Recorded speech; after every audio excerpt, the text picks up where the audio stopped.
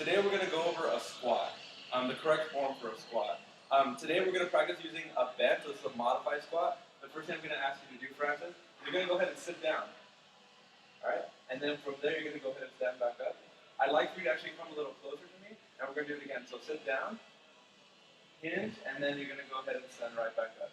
Now this is great. One thing you want to look for a squat is you want to make sure you got a hinge at the hips. If you can continue doing a squat for me, you got a hinge right there. And then after he goes ahead and sits down, and when he comes back up, go ahead and stand up for me. He goes ahead and he stands back up in his original form. Also, too, if you can do another squat for me, you always want to make sure that those knees don't go over the feet. He's doing a great job. His knees are actually right where they should be. And then go ahead and stand up for me again. And that's your squat. All right, now we're going to go through a single leg raise. Now, the first thing I want you to do, Francis, is I want you to go ahead and elevate this leg right here. So go ahead and bend at the knee. Go ahead and bend at the knee, just like that. Cool. Go ahead, you're going to go prone, so I want your hands to be face up, just like that, okay? And then with that ankle, I want you to plantar flex it, so you're going to point your toe. Yep, point that toe right there, cool. And then we're going to do a leg raise. So very slowly, I want you to elevate that leg right about up here. Keeping you're going to use that hinge joint right there, and go ahead and relax. Don't touch the floor, all the way down. Don't touch it, hold it right there, and once again, come all the way up.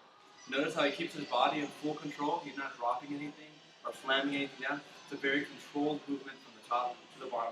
I'd like you to go all the way up. Go ahead and touch my hand right here. You could. Okay? So we've got a lot of work to do. But over the course of time, you'll be able to actively touch my hand and increase the range. The next movement that we're going to do, it actually requires for Francis here to get in his force stand. So what I'd like you to do from right where you're at, you're going to go ahead and get tall real quick for me. There you go. And I want you to put your hands right on the floor. Very important that we have our hands right underneath our shoulder blades for good support. Awesome. And you want to get those knees right under the hips, just like that. I want you to just go ahead and stabilize your shoulders right here. Well, you don't have to bend. Just make sure it's nice and strong right here. You're going to extend that left arm nice and straight above your head. There you go, just like that. And then with the right leg, you're going to go ahead and extend that too, so it's nice and straight. What I want you to do, I want you to make it nice and straight, so it's like straight like that. Cool. Good, I like it. And I want you to just hold it right here. Core stability. Make sure we brace the core, okay? So actively brace that core as we hold that position. So Francis is actually going to perform for us a modified push-up. One thing, you want to make sure that his arms, his hands, are placed a little more than shoulder width, depending on comfort. Some people like them a little wider, some people like them shorter.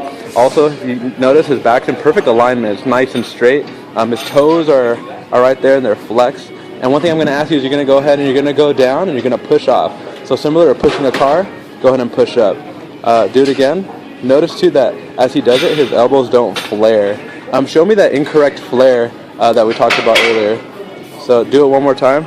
If you notice here, and I'll do it from behind, do like that T-shaped flex. Cool. And now bring the elbows in. There you go. That's the push-up right there. Elbow wants to be at a nice angle. Good job, Francis.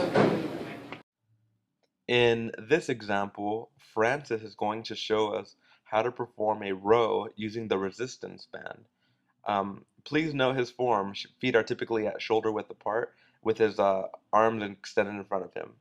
As Francis begins the movement, he's going to externally rotate at the elbow as he squeezes the resistance bands towards his body. Now, one important note, as you're performing the movement, you want to make sure that you're squeezing the back. From this perspective right here on the back, you can see that his elbows are coming along the side of his body. And this is the correct way to perform this movement. Depending on the angle, if you, go ahead and open up your elbows. There we go. If he were to open his elbows like this, he would actually experience different muscles in the back activating. But for this purpose, we want him to squeeze along the side. That way we can really get a nice squeeze at the latissimus dorsi.